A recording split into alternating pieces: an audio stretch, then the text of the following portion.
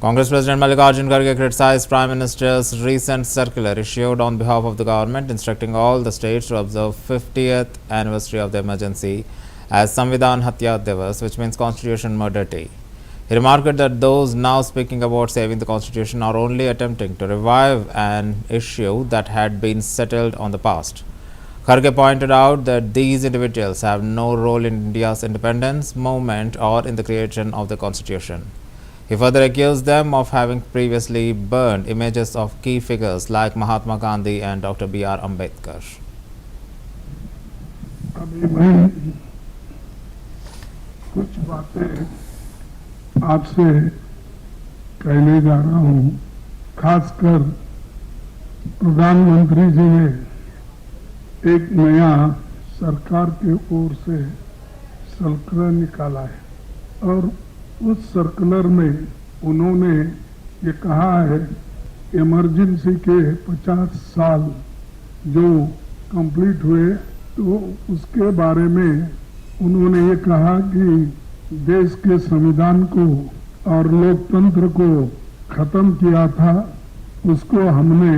फिर बहाल करके इमरजेंसी को हमने खत्म किया और उसके बारे में वो चाहते हैं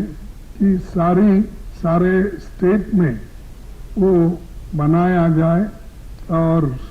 ये जो संविधान का खातिला हुआ है इसका उन्होंने हर स्टेट में ये प्रचार करने के लिए आज वो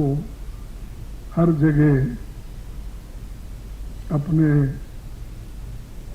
जो एक लेटर लिखकर यानी सरकार ने लेटर लिखी और